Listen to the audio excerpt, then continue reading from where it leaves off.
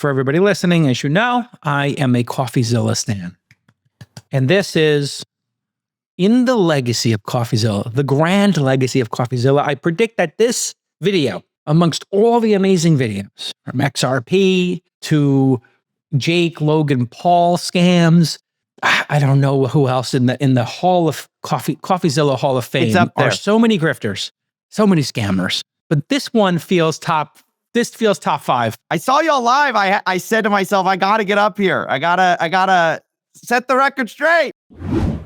This Week in Startups is brought to you by Northwest Registered Agent. Starting your business should be simple. With Northwest Registered Agent, you can form your entire business identity in just 10 clicks in 10 minutes. From LLCs to trademarks, domains to custom websites, they've got you covered. Get more privacy, more options, and more done. Visit northwestregisteredagent.com/twist today. Netsuite, the #1 cloud financial system bringing accounting, financial management, inventory, and HR into one platform, giving you one source of truth. Download the CFO's Guide to AI and Machine Learning for free at netsuite.com/twist. And Horatio, customer experience can make or break your business. Horatio provides top-tier outsourcing solutions to support and delight your customers so you can focus on growth. Visit hirehoratio.com/twist and get $2,000 off your initial setup. All right, everybody, welcome back to This Week in Startups. It is Tuesday, kind of Monday if you took President's Day off, so there's a lot going on. Man, this is such a busy weekend, such a busy life I have, man. I have been so busy. And last week I did 3 episodes of This Week in Startups with you. And that created some ruckus a little bit on Twitter. Whatever, I had booked Megyn Kelly for Valentine's Day. And then, of course, I did All In. And Megyn Kelly didn't just have me on for like a quick hit. It was for the whole episode with Chamath. So she did like a full Valentine's Day episode with us. Her show went to number 4 in the rankings over the weekend. All In went to number 8. Hey, not bad. That's crazy. You know, this niche podcast is always ranking in the technology rankings, of course, but, you know, this is not for the general population. But yeah, you know, it's just general ruckus about whatever I talk about. If I talk about, you know, Trump or Memecoins, you know, some of these things get reaggregated. People get a little get a little excited about it online. We got a lot of news to cover today. A lot of people want to hear about my take on this Libra fiasco. As in most crypto things, it's super, super complex and dramatic. So I think maybe you got to tee it up for people. Explain what happened this week now. You know, Jason, I think that's accurate, but also sometimes cutting to the absolute root of something is the best way to go about it. And you and I were both dying over this picture. If you haven't seen this, someone photoshopped Sam Bankman-Fried on his head onto Javier Milei's body. And it is one of the funniest things I've ever seen. I've seen it like 7 times and I've laughed every single time. And I bring it up because Jason's right. There is a lot that went on here. There's a lot of, we have a TikTok of the timeline and all that, but it's a meme coin. It went up, it went down, money got taken out. So we've seen this story before, Jason. Many, many times. Yeah. Not our first time at the Grifter Rodeo. No, not our time at the rug pull rodeo. The rug pull rodeo. Yes, the crypto circus. So I'm going to give people a quick rundown of what happened, Jason, and then we can dive into what we think it means. But in short, there was a new token called Libra. It was launched on Fixed Float. Tokens were sent out to about 12 wallets. And the Buenos Aires Herald said that helped indicate possibly to the market that this was, quote, not a scam. Well, we know what happens next. Then Milei tweets, and I have a translation of his tweet. I'm not going to read it out in Spanish, but in English, he tweets out, "Liberal Argentina grows. This project will be dedicated to investing in the growth of the Argentine economy, funding small Argentine businesses and ventures. The world wants to invest in Argentina. Long live freedom. $, Libra." Oh, God. An endorsement from his account, personal, I believe, of a meme coin that was recently created and was majority controlled by a handful of wallets. What happened next is that, as you can kind of imagine, as these things go, once Javier Milei, I would say a stalwart of the new right, if you will, economically. I mean, he's my hero. I love this guy.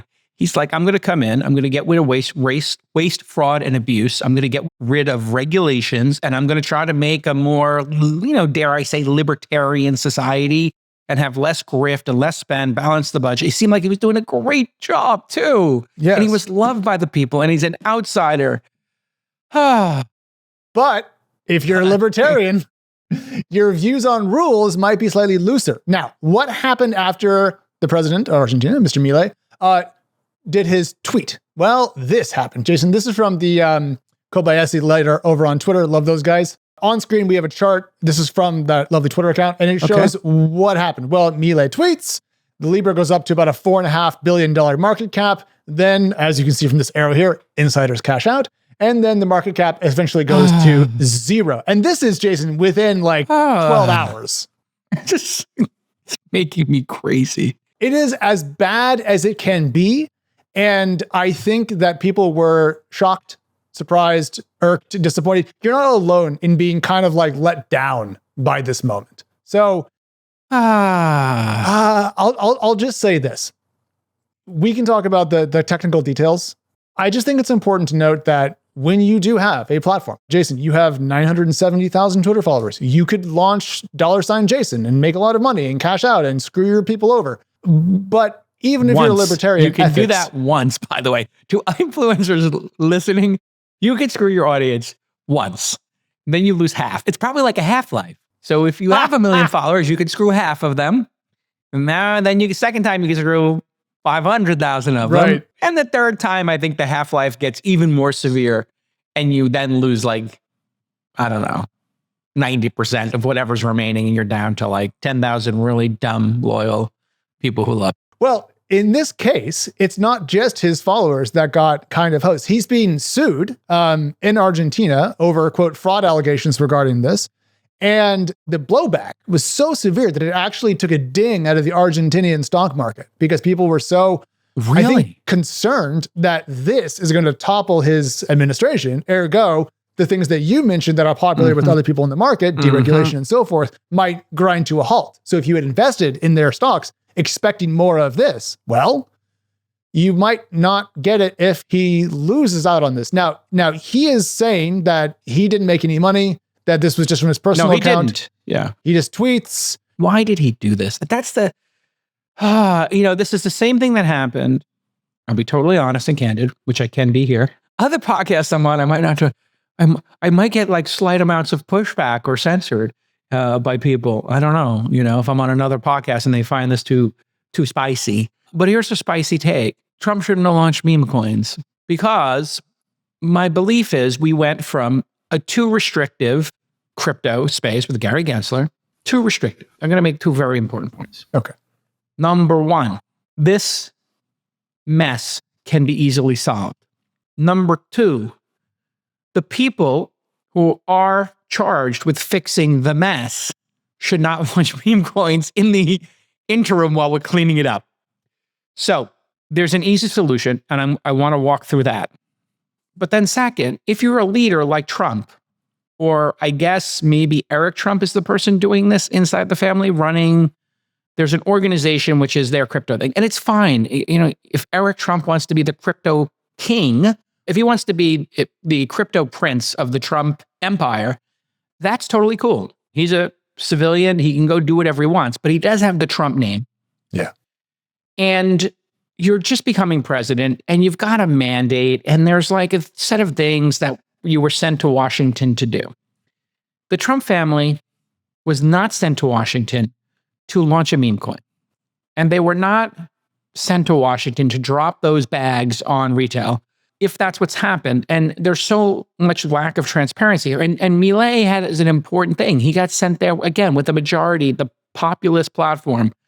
Stop waste, fraud, and abuse. Make the borders legal, not block the borders, So I want to, tell it straight here. I don't think the mandate for Trump is to shut the borders completely. It's to organize and have an orderly border and get rid of violent criminals. 90% of Americans want those two things. 90% of the Americans want waste, fraud, and abuse. But there's a technique for doing this. There's a process for doing this. And I think everybody wants crypto to be legalized in some way, or the overwhelming majority would like it to be legalized and controlled. Since those are the factors under which you're doing your presidency and your terms, both Milei and Trump, launching a meme coin or retweeting a meme coin is a really bad idea because it ruins your credibility and then it creates a mess that has to be then cleaned up. And then, as I said earlier, why would you want to screw your followers? There are people who voted for Trump who bought the meme coin because they voted for Trump. Oh, absolutely. But Jason, just to add a little bit to this, because you asked, why did he share this? Why did Milei tweet this out? So he said, I didn't promote it. I shared it. I did it because I'm a diehard techno optimist. Any initiative that improves financing for tech entrepreneurs interests me. I made no mistakes because I acted in good faith. But when I look at the political repercussions, I realize I have something to learn. Okay. Hey, founders, you want to build the next great billion-dollar business, right? Well, you're going to need two things, a killer idea and a properly set up company. I can't help you pick the idea, but I can help you get your business started the right way with Northwest Registered Agent. With Northwest Registered Agent, you can form your business for just $39 plus state fees, one of the most affordable options out there. No hidden fees, no upsells, just a simple, straightforward process. And here's how it works. In 10 clicks and 10 minutes, your LLC is officially formed and ready to operate. Northwest handles all the paperwork fast, accurate, and hassle-free, so you can focus on building your business, not navigating all those crazy legal forms. Thousands of entrepreneurs trust Northwest Registered Agent because they make business formation affordable, efficient, and stress-free. And with their expert team standing by, you'll always have the support you need. So here's your call to action. Don't let paperwork hold you back from your entrepreneurial dreams. Get started today at northwestregisteredagent.com/twist. That's northwestregisteredagent.com/twist for just $39 plus state fees. Your business can be up and running in no time at all. Get more value, more convenience, and more peace of mind only with Northwest Registered Agent. Let's get into the story of this specific coin. Okay. Because in this coin, somehow Dave Portnoy decided he would get into meme coins. My understanding from watching this interview that Coffeezilla did, apparently, allegedly, this person who Coffeezilla interviewed, which we'll play some clips from, I guess he's having a crisis of conscience right now. And he gave an hour-long interview that basically he admits everything that he did in regard to these coins. And it's very damning. I think like it's going to result in him going to jail and or being sued if, definitely civil cases. I don't know what's going to go on with the criminal prosecution of crypto as we're in this interim period. And, Gary Gensler, who would have certainly prosecuted this person. I don't know how the next SEC chair is going to look at totally grifty stuff like this, or allegedly grifty stuff, or admittedly grifty stuff. But I think we have to go in to play the clips and just show people what happened with Libra, because the timeline's important. You gave us a brief timeline there of like, hey, in 12 hours, like some $100 million was sucked out of the system. But also during that time, Dave Portnoy got $5 million back that he had bet on Libra from this person who ran it. And then there's an incredible discussion about sniping. Yes, which we'll talk about in 1 second. But on the Dave Portnoy point, I think we'll start there. Okay. This is a bit of a summary of the hour-long interview from Justin Vogel. I thought it was a better summary than I could do, so I'm just using it. Yeah, and give him credit. And the guy we're talking about is Hayden Davis, and he did the thing criminals or alleged criminals shouldn't do, which is call into effectively a modern radio show and talk about what they did. So he admitted a couple of things that are important to note. One, that he's sitting on about $110 million that he's, quote, not sure what to do with, various plans about what to inject it back in. Do you try to hunt people down who lost money, etc.? He also said that they are sniping these things. Now, in my understanding of the interview, they only discussed sniping the Melania token launch, not the Libra token launch, but it's an hour and a half, so we'll need to go back through it again. Jason, should we explain what sniping is? Yeah, so people build bots to snipe. If you know eBay, people would build snipers, little scripts that watch an eBay auction, and then at the last minute, we'll put a plus $1 on it. And then sometimes people would do this across a large body of products and services that were for sale in auctions that they knew were undervalued. So the sophisticated way to do it would be if, X equals under the average selling price or 30% under the average selling price, then snipe it and try to buy it. So if you knew, this Dire Straits album behind me, on average, in good condition, went for $100, and the auction was at 30, you would snipe it at $32 or up to 50, maybe even, if under 50%.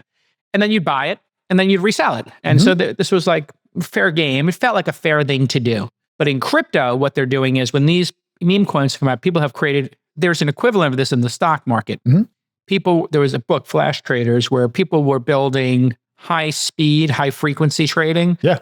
Where they were literally putting fiber optic cables, directly into the stock market, getting closer to it, and basically by milliseconds getting an advantage over retail. And it felt like, well, that doesn't make a big deal if you can make a penny or a half a cent on each share that was sold. But if a billion shares get sold, the pennies add up. And if it's a sure thing, it's a sure thing. So sniping, people go in, they build bots, and they buy the memes first, and they sell them first.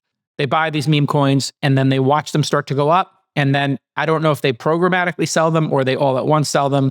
But what this does is the people who might retweet it, like Milei, might not even own coins. And they're told, yeah, you can buy some coins and we're going to gift you 1,000 coins and you can go buy coins in the open market. And then they go buy coins in the market. Guess what? They're the sucker at the table. Absolutely. So people are knowing. And now I will say meme coins are gambling. I believe they're gambling. But I'll get into in a moment why I think they're confusing people. There's like 4 or 5 pieces of this that make them very confusing. And some number of people actually think they're investing. Most people think they're gambling, but there are some group of suckers who come to the table each time. And the way they do that is each dopey influencer who participates in this, and I'll include Milei in this like dopey influencer moment. So he had like a dopey influencer moment. We can all have them where the money gets put out to you and it seems like, I just say yes and pick up the free money on the ground, which is why I don't pick up free money. Be careful picking up free money. Like a bunch of podcasters did that and it came from Russia. Like it was Putin's money. Although if Putin wants to give us $300,000 per, oh no, we probably still say no because we have ethics. Oh, no, right. No, actually, if RT, if they want to run that scam on us, here's what I'll do. I'll gladly take it and give it to Human Rights Watch and their specific Russia desk to watch human rights in there. So I will funnel his money right into Human Rights Watch. I believe that's called money laundering for good. Yeah, I'll watch that for good. Sure, why not? So that's what sniping is. 2/3 of the people might know this is gambling and they're just trying to flip it and play this like weird guts game, this weird game of like, one-upsmanship. The second piece would be the 1/3 come from whoever the influencer is. So if they got me to do it, y'all listening to this, and you're all very smart, wouldn't participate. But, if Milei does it and it's like, whoa, it's Milei, or Trump does it, or, Melania does it, maybe you're like a super Melania fan. She's beautiful and elegant and stylish and you just love her. And you're like the auntie who, buys the Melania plates and ashtrays and hats and whatever. You want to support her and you're like, oh, she has coins. I've never bought them, but my daughter and my son trade coins and they have the Bitcoin, so I'll buy the Melania coin. And now, Melania's, I don't know, moms in Texas buy this coin for the first time and then they tell their kids they bought it. And like, no, that's different than Bitcoin. It's like, is it? Well, Melania, just for everyone knows, shot up as high as $14 per. And as of the time I was prepping the notes today, $1.22. And Trump coin shot up as high as 74, now down at 16.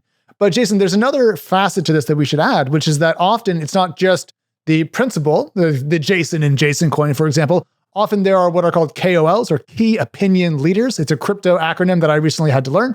And that's where Dave Portnoy comes into this Coffeezilla interview we're going to play a clip from in a second, because he seems to have gotten reimbursed $5 million for his losses in this, which just goes to show, in my view, and I'm not taking a stance on Portnoy. I know he's doing a lot of meme coin stuff lately. People have lots of opinions about that. I don't want to get sued by anybody, so I'm going to just say it's interesting. But it does go to show that if you are not a Portnoy level person in this game, you are not going to come out on top. And actually, Jason, why don't we play one of the Coffeezilla clips, because they talk about, in particular, how this is not a fair game. This is from his chat with Hayden Davis. With Trump or any of these big ones, like it is an insider's game. This is an unregulated casino.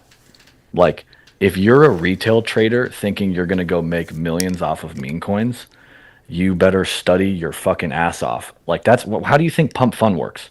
Pump.fun, the coin bonds, people put money in, insiders know about it first, it rips up, and it's who loses last. That's how it's a game. Every single one of these is a game. There's none of them that aren't games.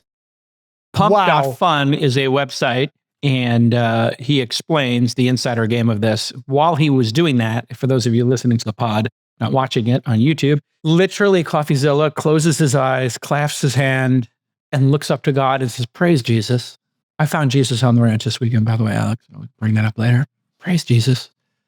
That somebody on the inside has explained and said with their own words that this is a rigged casino. It's a rigged casino. And if you go to a rigged casino, Like, let's say you were, I don't know, in some, I can't say third world anymore. I have to say frontier market. You're in a frontier market. You're in North Korea and there's a casino. And you put $1,000 and you decide to play blackjack. What are the chances that you're getting a straight game there, straight odds? In North Korea, I'm going to go with 0% chance. maybe they let you win so you come back.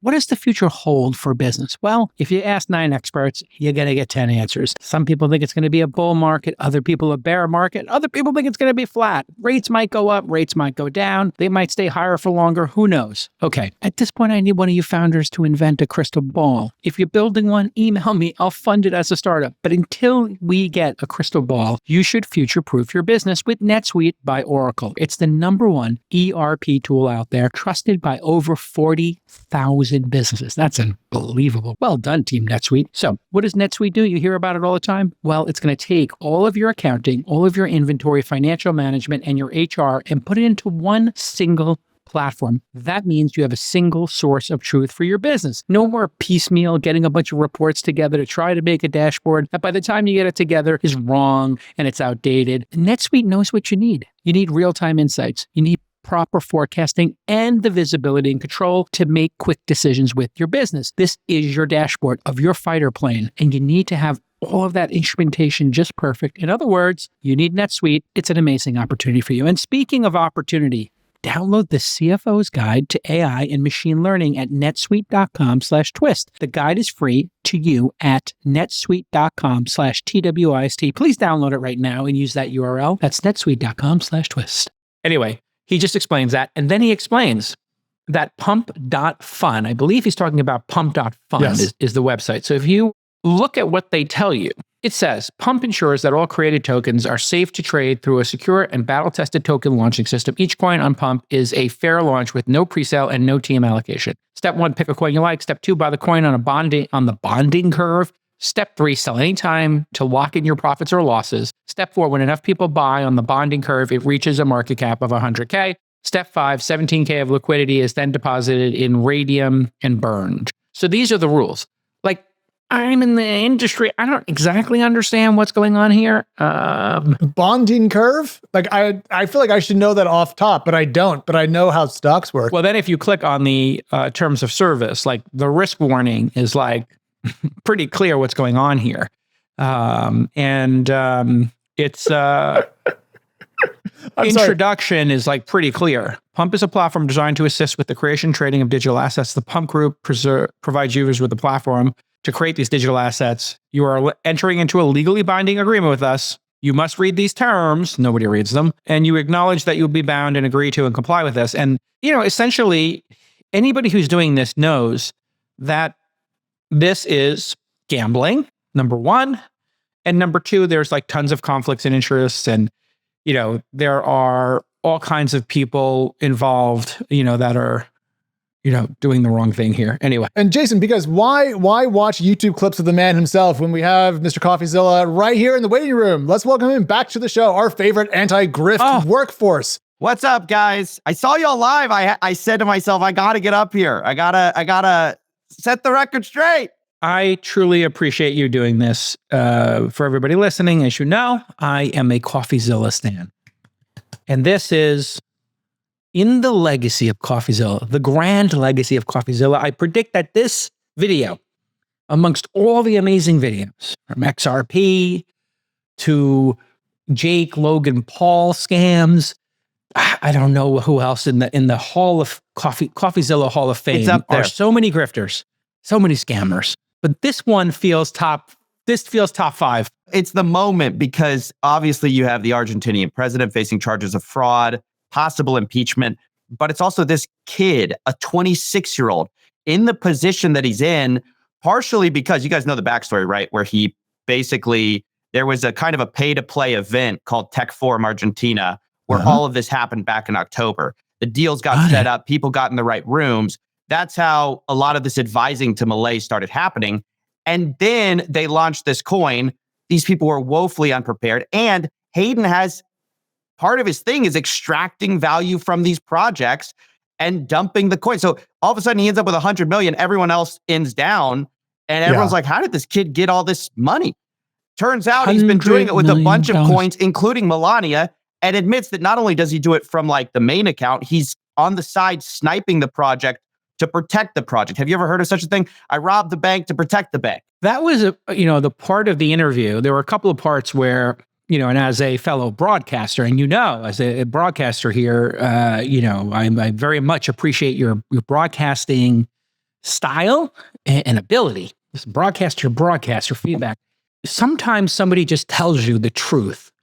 And as a broadcaster, you're thinking, I got to ask this 6 different ways to get to the truth. It's going to take me 90 minutes. I might get 40% of the truth. And there were a couple of moments where he just literally told you he committed the crime and robbed the bank. And you put your hands, there. And I had this happen myself with the CEO, famously, of what was the car company? This crazy guy got indicted. Nikola, thank you. I had the Nikola founder on here, and he told me that he created a pickup truck because he wanted to attract Robinhood retail investors. And I was like, you wanted to, like, literally your goal in launching a product was to attract retail investors to your stock that you lied about all your capabilities. So we're going to put it all aside. When he tells you that, that was Trevor Milton. Shout out to Trevor Milton. I think he's out of jail now. Come back on the show, Trevor. You had him tell you that he was sniping. So and then he told you it's an insider's rigged casino. I mean, who's come on the show and told you I'm committing felonies? You're absolutely right. There was a moment where I just realized, I have to shut up and let this guy just go because it was confession time. Just so people know, these interviews don't happen randomly. I spent 48 hours trying to warm this guy up, say, hey, you should come on. And my intention was, let's get to the truth. But as you said, Jason, it's always a matter of soft playing it, like basically kind of minimizing. And he did a little bit of that, but he really did get to the heart of it and just go like, yeah, I sniped these coins. I did all this stuff. What is amazing is when you look on chain at this stuff, they were trying to hide it. This was not something they were proud of, even though he kind of says like, oh yeah, everyone kind of does this. They had, hundreds of wallets trying to hide this stuff. So this is not something they're immensely proud of. And what I want to know is, how deep does this go? This guy had a very tight relationship with Meteora, which is the platform where a lot of these coins launch. It's where Trump launched. It's where Melania launched. It's where Libra launched. It's where a lot of these coins launched. And he was close friends with Ben Chow, who had to resign later when he was confronted by this guy. It started to come out where this guy's like, yeah, I think you and this guy Hayden committed fraud together. And Ben's like, this is SBF level. I'm so exposed. I have to resign. So the platforms themselves, heads are rolling. So you have to wonder what else is going on. It's not just Hayden Davis. It would be foolish to think, it's just Hayden Davis by himself. Somebody gave him the deal flow for this, right? Somebody gave him access to these deals. Who are those people? And also, there's market makers like I just want to mention them, Axiom Strategies, which they're plotting, hey, we're going to launch your token, right? We're going to market make your token. Let's snipe it. Here's how much money you need to snipe the token. Here's how much we're going to sell every day. This is an organization. I want to pause you there. This is an organization, you're saying, that their speciality is helping people launch tokens, promote the tokens, and the way they do that is unique. Yeah.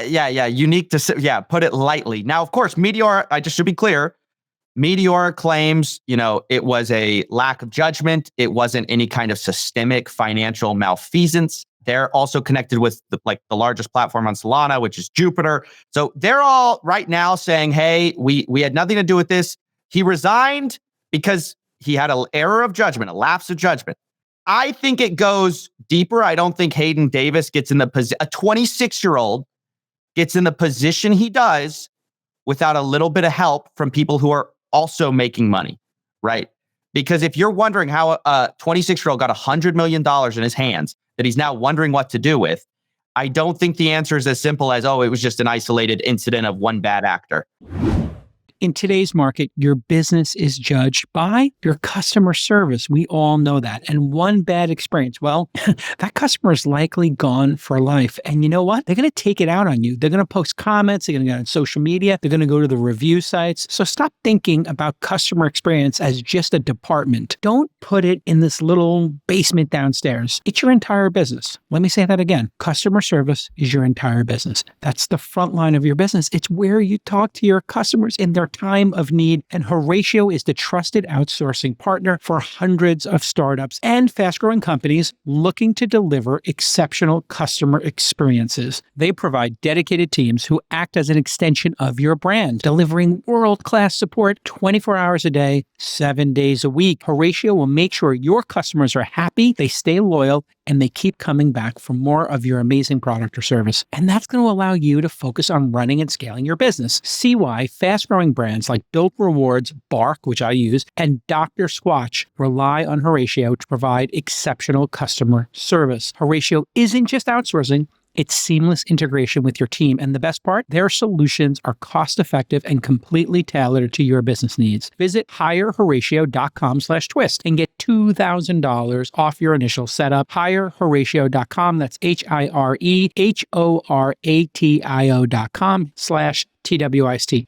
Alex, we had another clip from the program. Maybe we could play it. Here we go. What do you do when there's a broken system and you're trying to fix it and you're trying to sort out different launches, different mechanisms, starting at higher market caps, figuring out who to involve versus not, how to keep the CA to yourself, how to market it without telling people? What the should you do? Because nobody, the best people in crypto, don't have an answer. How should we make money cleanly? Is it even possible? I think people in crypto don't have a good answer because the real answer nobody wants to hear, which is that you're sort of like, what's the fair way to make a bunch of money selling like tulip bulbs or something like that? You can structure it a lot of different ways, but anything that is by definition value extracting from the world at large is probably not a great thing. But then every crypto project, whether they're VC funded or it's a meme coin, is value extracted. I think there's a difference between something that has utility, something that does something, a tool that purports to do something, and then things that literally have no intrinsic value at all. Oh, man. What a moment. But then every crypto project would be, well, yes, that's one of the downsides to unregulated securities that are traded like they're legit. Just my 2 cents. Let's move this to positive area. Clearly, consumers want to gamble, right? I like to place a wager now and again. I play poker. I like to do a little sports betting on my Knickerbockers. I do like the over-unders. And I'm totally fine with that. And people go to Vegas and play some games, maybe some tabletop games. It's all good. But here, I think we have a problem. There is no regulation here, so shenanigans can happen. Okay, that's problem number one. He said it explicitly. It's an insider's game. You're the sucker at the table. It's a rigged casino. When he says there's no way to do this, nobody in crypto can figure out. Well, crypto is like the biggest geniuses, and they'll tell you all day long how many IQ points they have, Coffeezilla. They tell you all the time how brilliant they are. They tell you that, have fun staying poor, that they're the smartest kids in the room. And you know what? I know a lot of them. They do index to be very smart people. A little bit weird incels on the margins, but anyway, they're smart. So there are ways to do this. It's called regulations. And we have many examples, like in Vegas, they have to put their odds on their website. They have to have educational material. You can debate if that's enough or not for somebody to go play blackjack, but that's there. Then Prize Picks and, all these other services, they have plenty of regulations. They operate in some states, they operate not in others, and there's all kinds of rules and regs. Or the stock market for private market investing. I'm in privates, but some of my companies go public. We have a lockup period. So I couldn't sell my Robinhood for the first 6 months. My Robinhood shares went way down, but I'm an insider because I was an angel investor, and then I sold them. I never sold them. There's so many ways to regulate these things. It was just maddening to hear this answer. The Melania coin, though, just in fairness to that moment, did have lockup periods. And Coffeezilla, I think the Trump coin also had lockup periods associated with it as well for insiders. Yes. But that didn't stop the pump and the dump and the grossness and the awfulness in my view. Yeah, well, let's correct the record on that. They had a 30-day lockup on the Melania coin. but only for the team allocation. They had a treasury wallet they were selling from Jump. Okay, got it. So there was a bit of a trick because it was like, oh yeah, we're locked up for 30 days, but our other wallet isn't. And they also sniped on top of that, which is a whole separate pool of money, which is what I was talking to him about, is like, well, are we just supposed to trust as the public that you're going to secretly snipe these coins? And, oh, don't worry, we're doing this for your benefit, guys. We're doing this to protect the chart, is what they call it. Oh, we have to take. But here's my question. They start with all the coins. Why do they need to snipe the coins? Just structure it differently. And actually what they would tell you, Jason, what they would tell you is, oh, we would hold the coins, but people don't like it when we sell right away. So we have to lock up the coins, and that leaves us not able to sell coins. We have to secretly snipe the coins so we can sell them early in order to actually get liquidity, because we don't actually want to lock them up as long as people want us to lock them up for. So they play these games where they're pretending to have a lockup, and they do legitimately for those tokens. And then they're on the side playing insiders games, like Hayden says. He goes, it's an insiders game, right?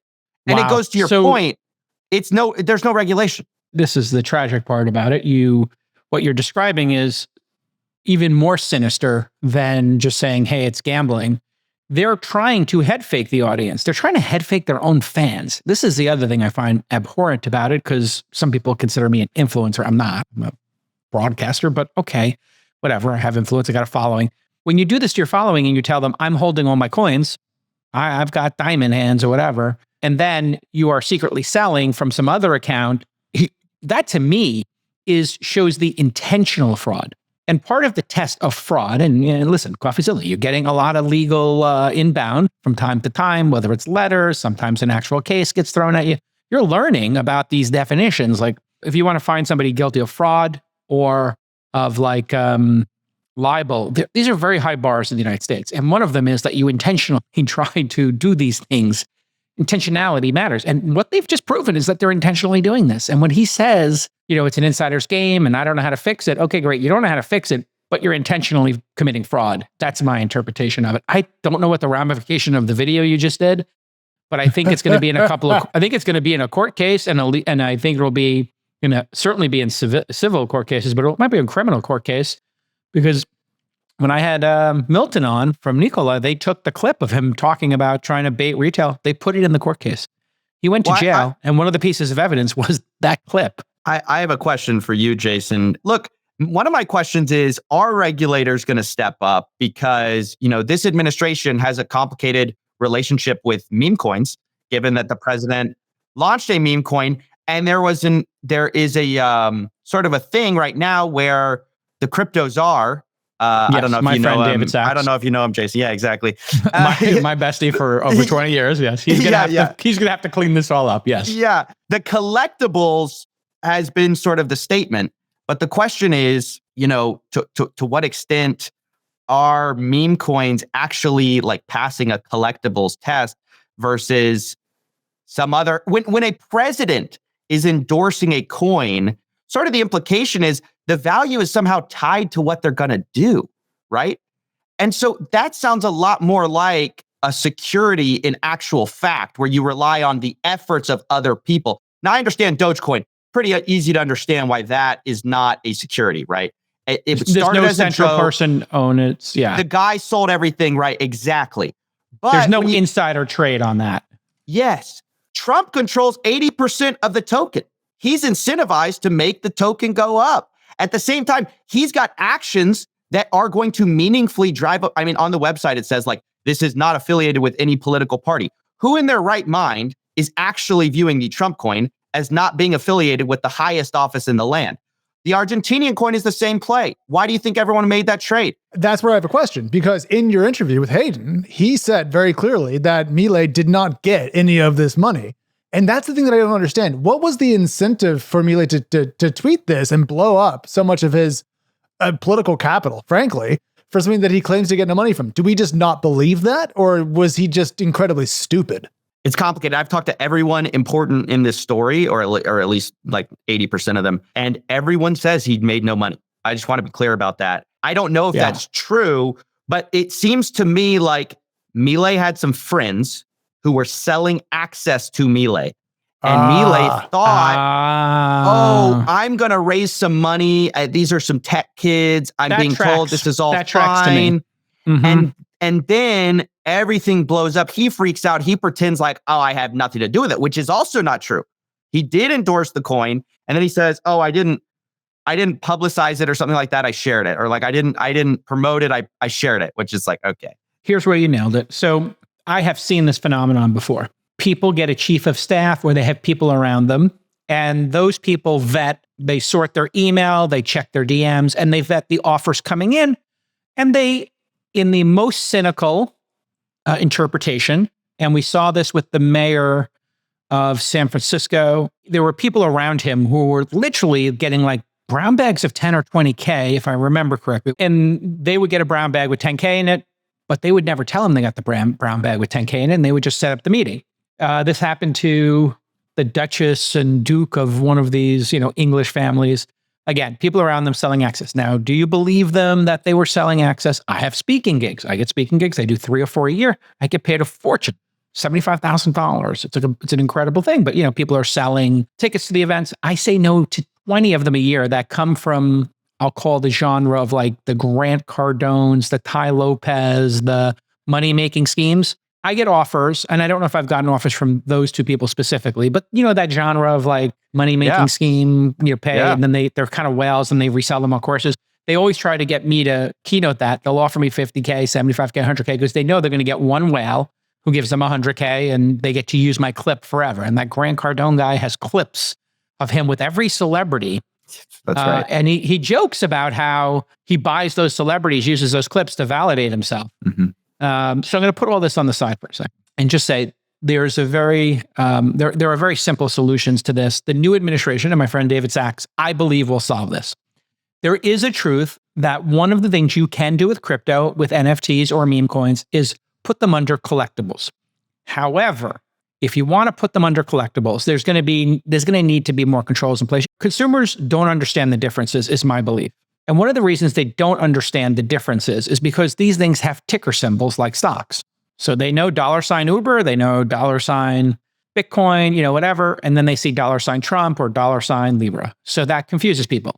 They're also traded on markets, and the people trading them use charts that look exactly like stocks. The design of these things, the packaging of them, if the packaging looks like a stock, then we have to put it in the stock bucket. So these folks doing meme coins are going to have to stop using a ticker symbol or just in some way put massive disclaimers on them that they're not.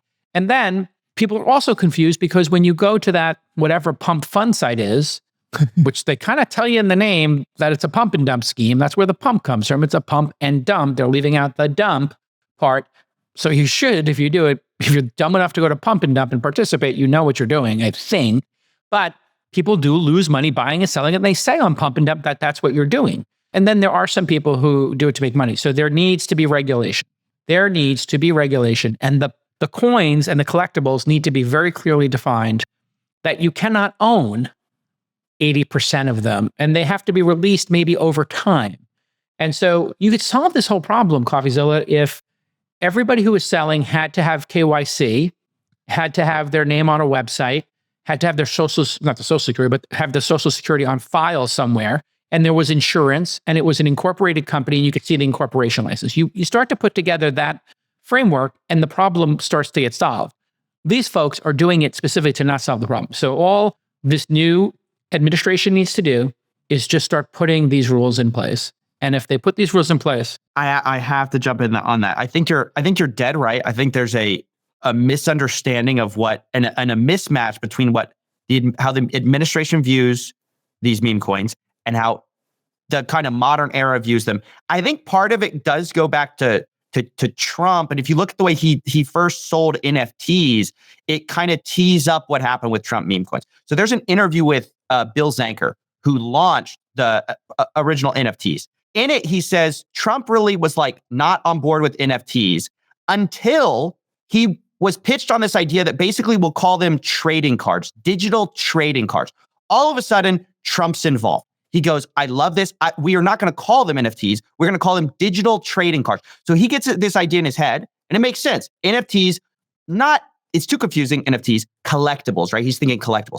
When you see the meme coins launch, I think there's probably a lot of things where they try to pitch Trump. Finally, I think someone pitched Trump on, hey, it's just like an NFT, right? Which it's not, but that he thinks of it. So if you actually go on the gettrumpmemes.com, they don't call the memes coins. They call them cards because he's thinking about it like digital trading cards still. He's thinking about a meme coin like a digital trading card. So our entire administration has circled itself around this like kind of misunderstanding of meme coins is actually NFTs, it's actual collectibles.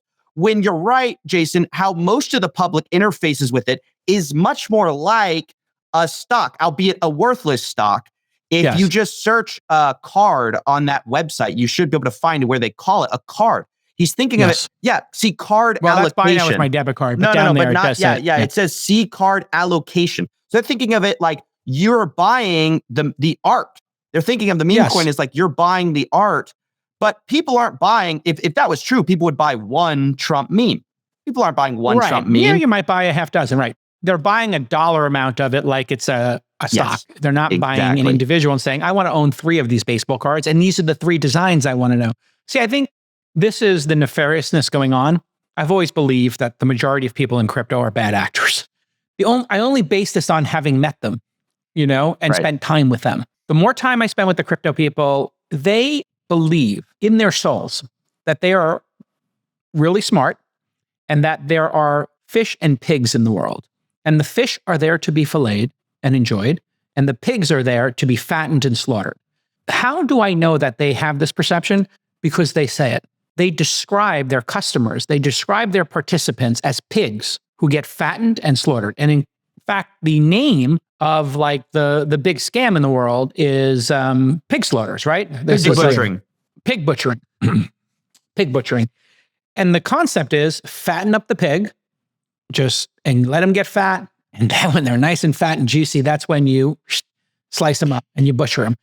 And if that is the case, what we saw with Milei and what we saw with Trump and what you described there, I think tracks. You go to the influencer, the celebrity, the person who's going to bring the pigs to the slaughter and to get the fish to come into the net. And they do it under their own free will. They walk into the slaughterhouse. They walk into the fish net. They use the trust in that relationship to bring the fish and the pigs to their demise. And the group of people who are doing this are telling them that they're doing it for a good reason. And they're tricking these folks into doing it. And then they're laughing. They laugh when they snipe this stuff. These are bad actors. The way you deal with bad actors is the law. But Jason... So there's bad actors in the world. And the way we deal with them is with cops. And we have regulations. The regulations are not for the good people. None of us here would launch a coin and try to dump it on our family and friends. We're not the bad people. 2% of the world is filled with bad people. 2% who would do this kind of stuff. And those are the people the laws have to be made for. Sorry for all the good people in crypto, but there are bad people in crypto. I say 4 out of 5 people I meet in crypto are literally either criminals or they believe the philosophy that the stupid people deserve to lose their money to the smart people. I also know this, Coffeezilla, the great Coffeezilla. I know this from playing poker. Right. Because it's very similar. As you go up the ladder, I was invited to all the games. I got invited to the games with Leo and Ben Affleck and Toby that are chronicled in Molly's game. And I had dinner with Molly 2 years ago. A friend brought her to a dinner. I was having a Carbone in Miami at the All In Summit when we had it down there. Or no, it was iConnections. It was at the iConnections event. She was speaking. And she says, hey, Jake Al, I don't know if you remember. And I said that you invited me to play with Leo and Toby at your game at the Four Seasons and I never came. She says, exactly. I said, you know why I never came, right? She goes, no, why? I said, because I knew I was the dumb money at that time in my life. I had made a bunch of money and I was just getting started in poker. And you would tell me Leo and Ben and Toby were asking, where's Jake Al? Where's Jake Al? Because I had played with them at other games, which weren't her game. And those folks chronicled in the book, specifically Toby, had a sadistic joy in taking people's money. I have other poker friends who just love to beat people. Now, if you're beating and it's rich people playing rich people, it's okay. But when you're coming up the hierarchy, I was so popular being invited to so many games because I was the mark. I was the 9th best player at a game of 9 people. Actually, I was the 9th best player at a game of 8 people. You know why I was 9th? Because the dealer was much better than me as well. Right? I was probably 11th because the 2 cocktail waitresses were better than me. True. There's people who just look at dumb people as the marks and they think they deserve what they should get. That's actually the role of government and law, is to protect the weak from the people who are evil. The end. Sorry. Thanks for coming to my TED Talk. Okay, but here's my question. Okay. So we all agree. The 3 of us put our heads together. We look at this, we go, not so good. Jason talking about regulation, talking about what the SEC should do. But we just, as a nation, elected an administration that is opposed to regulation, in favor of crypto writ large, launched their own meme coins, and then put David Sachs in charge of it. That does not seem to me like a recipe for regulation. It seems to me like a recipe for more of the same on steroids. No, so David's going to clean it up. How does he do that without indicting the president for Very doing simple. the same thing? It's so easy right now. Obviously, I don't think the president should have done this. I think that they will very easily create a rule set, as I described, and then tell everybody who did it in the past, okay, you got a mulligan, and we're going to move everybody to this new system. Please follow these new rules. I also think there's an opportunity to demarcate out, even if you're saying you like, so by the way, I hate meme coins. I think if you want to do it, that's fine. But I just think it leads to these kinds of bad incentives. But that is different from fraud, right? So when the president launched the coin, as much as I loathe it, and I think it sets a bad precedent, whatever, they locked up their coins. Yes. They said they were going to do it. They locked it up, right? Yep. Whereas what we're talking about with Hayden Davis is fraud is when there's deception involved, right? You said one thing and there's something else going on that the public doesn't know about that is materially harming them. That is like the sniping. That stuff should still be illegal and prosecuted heavily. What I want to see, if it was my dream, is that, look, even if they want to be pro crypto innovation, right? Meaning we want some rules of the road, that's fine. Still go after the fraud, because fraud has never been legal. It never should be legal. But because some of these agencies are being gutted, because I think there's this feeling of like, we want to throw out the guys who are clogging the wheels before, you're going to get a lot less of that, unfortunately, which we still need the fraud guys taking down the fraud. If you want XRP to do its thing and you want Ripple to be able to innovate, okay, whatever, you can make that case. But leave the fraud guys in place to still take down the bad guys, so there isn't a feeling at large that, oh, there's kind of crimes legal for the next 4 years. Yeah, that is a valid concern. And I think it's good to call it out now so the administration understands, hey, somebody like Coffeezilla is sitting there watching this. I did a little tweet here fixing crypto and how to do it. It's very simple. I put some numbers in here. They're just placeholders. All crypto projects in the USA need to be registered with the SEC. Okay, you just fill out a form. I'm launching a crypto project. It's done online.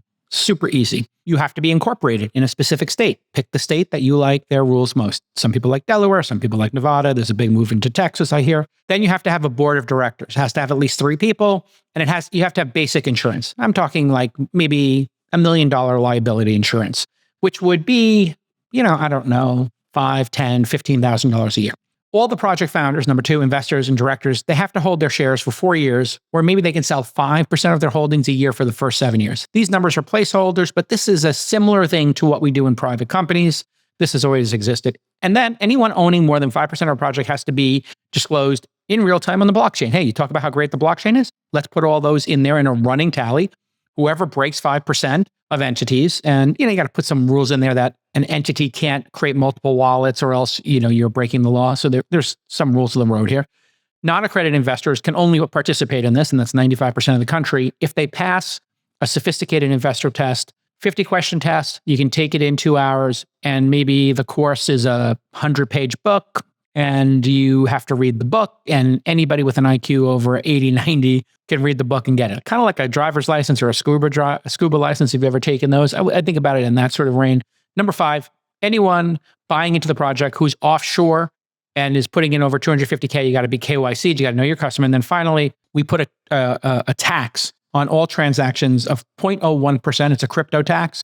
All of that tax goes into our new sovereign wealth fund. That's just to tweak the. But that would ruin all the fun. That would be reasonable and regulated and full of less grift, Jason. What's the point then? I mean, but it does. I don't think it kills crypto. I don't think it kills crypto. It only kills the grift in crypto. What do you think? I think it's definitely, look, regulation is better than no regulation. One of the things that really was interesting in my conversation with Hayden is he kind of said like, oh, well, what's the point of rules? Because all markets are rigged.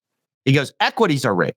And I was like, that's not an argument against regulation, though. It's an argument that our regulation is imperfect, but it's not like, oh, throw out all the rules because there's some insider trading here and there. There's a lot less insider trading in the capital markets. I don't know if I would go that far, but it's less easy to insider trade. We make it hard. The point is, make crime as hard as possible. Make it as cumbersome as possible. Make it as difficult as possible. That is like the goal. You're never going to eliminate it entirely. So I think that's a good start. Look, just get regulation in the works. Get it moving so people can act accordingly. But at the same time, like the answer is not, oh, we just throw everyone out of the SEC and DOJ because, oh, it's all rigged. It's all rigged anyway, so let's just not have any rules at all. I think that is a recipe for disaster. So well said. When people don't have a good argument, they'll say one of two things. This person doesn't get it, have fun staying poor, which some people in the comments are doing right now about us. And it's like, okay, it's a silly argument. Like, actually, be more granular. What don't we understand? Which part of it are we missing? Like, make an actual argument as opposed to the ad hominem. And then the second piece is, it's the dystopian, nothing matters, what's the word for people who are nihilism? It's the nihilistic approach. Thank you, Alex. The nihilistic approach is, hey, everything's f***ed anyway. Everybody's a criminal anyway. Everybody's getting robbed anyway. Therefore, nothing matters. The truth is, even with the regulation we have with IPOs, you can lose your money and it can go to zero. But it doesn't happen all that often. And when it does happen, when insider trading happens, somebody goes to jail for 10 years. So these snipers and these insiders, they're doing insider trading. And he basically, I think, admitted that during your discussion. He basically admitted to doing insider trading. And I think at some point you said, yeah, we have a term for that, insider trading. You will have people break the law. And the idea that you can get sharped on Wall Street or in betting, even though there's regulations, is proof positive that you need regulations, not that you don't need them. Now, somebody said in these comments, Coffeezilla, that who gets to determine how people spend their money? The libertarian argument. It's my money. I should be able to do with it what I want. And I guess they're opposed to my simple test. What do you think of that sort of response? Yeah, it's my money. I should be able to lose it. Well, first of all, I agree that people should invest wherever they want.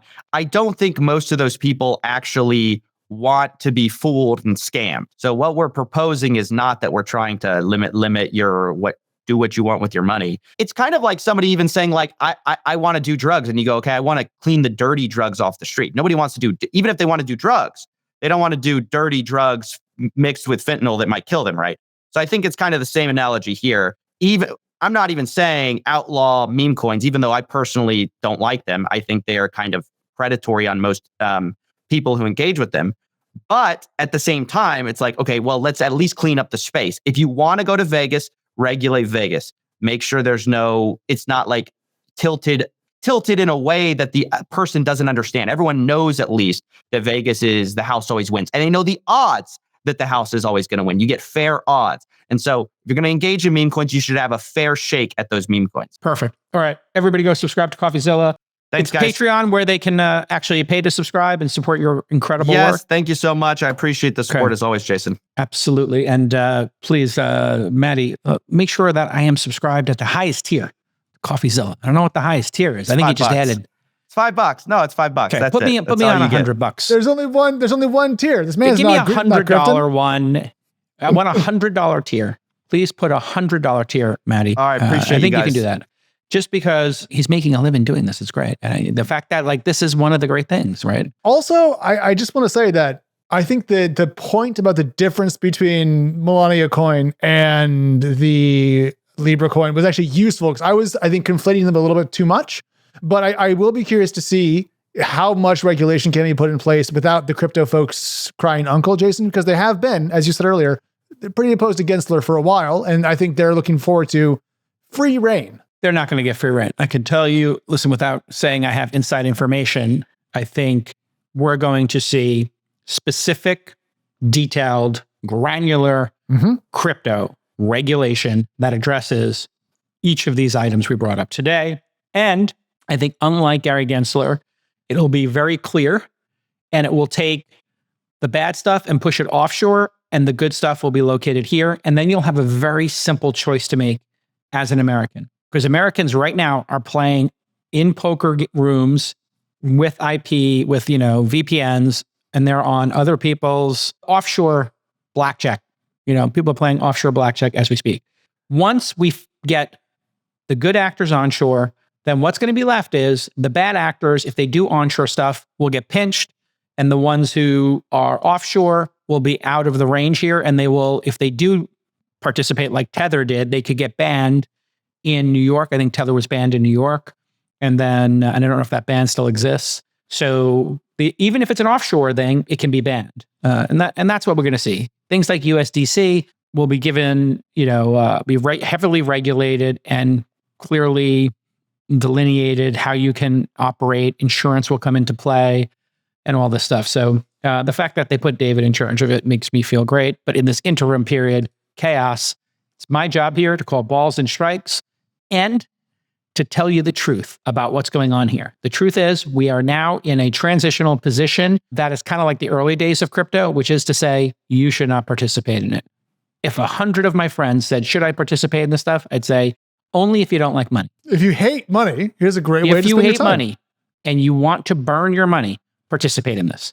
The end. Just like I would tell you, if you've never played poker and you come to my poker game, or and you play in a high stakes game with people who've been playing for over 10 years and who read books on poker and use solvers online, you will lose all your money. So if you can afford to lose that money, you're going to enjoy it. Great. If not, Yeah. And to close off the show, Jason, I have a gift for you in return. News from the FTC. Andrew Ferguson, former commissioner, now chairman, he has reported, and you're going to scream. Okay. Some tweets that came out before the show. He says, today I informed staff of the FTC that the 2023 FTC and DOJ joint 2023 merger guidelines are in effect and will serve as the framework for our agency's merger review analysis, which I believe says that he's going to continue the underlying blueprint of the Wrath of Khan. And I am surprised by this. And I just wanted to share. I don't buy it. You don't buy it? All right. No. Yeah. If you're the president of the United States and you want to win, that means America's top companies need to win. And venture capital, private equity need to win. These three forces, the LPs who put money into private equity and VC, and the publicly traded companies that are out there, they drive American innovation. They drive American innovation to the point at which when you make a list of the top 20 companies by market cap, you're going to see Apple and Tesla and Microsoft and NVIDIA and a long list of companies that were made possible by mergers and acquisitions and private equity and venture capital. Do you want to have more Googles, Metas, Microsofts, Apples, Teslas, Ubers, Airbnbs, Coinbases, or do you want to have less of them? All of those companies did tuck-in acquisitions that became extraordinary. Google without YouTube would be a third smaller, I think. Without Android and YouTube, it would be a third smaller, maybe half as big. And Apple has done a ton of tuck-in acquisitions that have driven innovation for their smartphone. If they didn't do those, their smartphone would not be as competitive.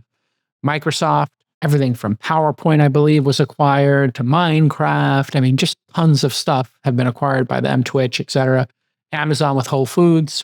The list goes on and on. Obviously, Meta with Instagram and WhatsApp. Do you want to have, for as imperfect as those companies are and as critical as we can be, do you want to have another 10 of those? If you want another 10 of those, let the mid-sized companies merge and compete with them. I'm talking my own book here. Nothing would please me more than Robinhood and another company in that genre to merge and go big. If Amazon bought Robinhood, if Apple bought Robinhood, if Google bought Robinhood, none of these really make sense. They don't seem to make sense. You would have us become even more competitive. Why? Robinhood could get another 50 million accounts on it, and it would be a juggernaut. If Uber and Tesla merge, they win self-driving globally. If Uber and Amazon merge, they win self-driving globally. If Uber, DoorDash merge, they win globally. Just those two coming together, which would be something people would want to block. I'm saying don't block it. It's the chances of like prices rising with Uber and DoorDash coming together, that cost is less than the gain for America of owning delivery and moving of stuff globally around the world. So you have to pick your poison. Do you want to have the biggest companies in the world and dominate the world or not? That's what M&A is going to do for these companies. I know this is a controversial thing. No, I mean, it's not. Well, I mean, Jason, we've gone over this in the past. I'm not trying to make an argument that the 2023 merger rules were the right ones per se.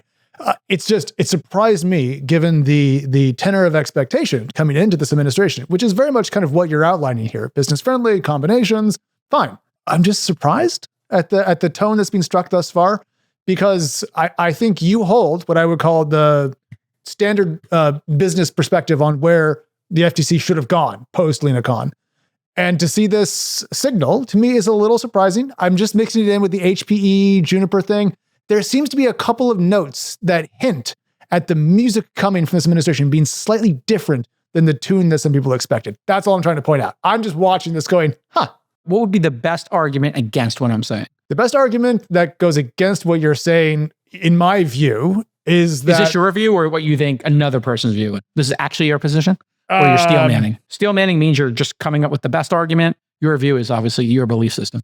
Yeah. Which one are we doing here? I think my belief system is that if we allow every company to buy... Well, so I think I'd have to phrase this as a steel man point, or like making the hyperbolic case. My Sure. general perspective is that if we allow large companies to snap up potential competitors at will, we will constrain the ability of the market to disrupt itself. And my example of this is Adobe Figma. I think that Figma is going to tear down Adobe, and I think the market will be better for that long term than if we had allowed that acquisition and allowed an incumbent to continue preying on the market thanks to their size. And my thinking on that specific one, I'll go the other way, is if they were combined, they become the global dominant player, clearly.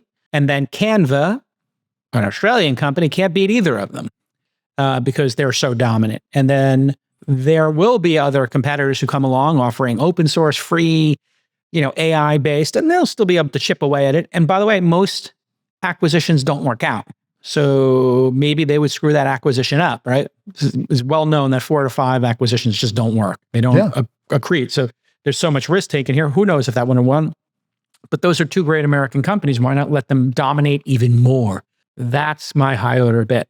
We need to have the American companies become such globally dominant players that we accrue all that, all those taxes, all that wealth, all those individuals and their stock options wealth trickling down into our economy, not others. But I understand that this is, not a perfect thing. I mean, what if Apple bought Spotify? What if Google bought Spotify? Now we're taking a Nordic country, I think they're Swedish, and you get a Swedish company now owned. What if Klarna gets bought by PayPal or somebody? That would be good for America. So getting these companies to buy, we could buy up all these other companies in the world. So that I'm fine with. I'm fine for going. I'm fine for raiding, the European cookie jar. But it's interesting when you say that Adobe plus Figma crushes the world and crushes Canva. That's, I think, where we run into the disagreement. I think that Figma is going to crush Adobe and Canva. Got it. Sure. I mean, all these. It's an open playing field, right? And so the question is, do you want your gladiator to absorb the superpowers of the other up and coming gladiators, or do you want to have more gladiators? I think at this moment in history, we want to have the super gladiators. We want the ones who absorb the other ones and just crush them. Keep in mind that Jason and Alex talk on the podcast, and Andrew runs the FTC, so we'll see what he does. I just thought it was an interesting note to strike at this moment in time. So perfect. All right, everybody, thanks for tuning in. If you don't tune in live, this show was like almost 2 hours of live. So if you want to get an hour and 45 minutes of show where we're kind of chopping it up and we got a lot of guests coming in, go to youtube.com, search for This Week in Startups, subscribe, hit the bell so you get notifications for all, and then we'll say hi to you in the comments and we'll take your questions and we'll reference you, etc. And you get probably, some days 20% more show, some days 50% more show than the podcast, which gets edited down. Yes. And you don't get to see us pulling up graphics or discussing the show in the background. So you can go behind the scenes. You can also do that on X, follow TWI Startups, follow Alex, ALEX is how you spell that, Jason, JASON. And we also live stream, I understand, to Instagram. We have TWI Startups on Instagram. So if you could all go check that out. I see that we're doing that now. Please post some comments. Please follow that account because we really haven't invested in it much. My email for life, jason@calacanis.com. And Founder University, applications coming in for the new cohort, founder.university. And if you do well in that program, you get to come to Texas and hang out with me and eat barbecue. We'll see you all next time. Bye-bye.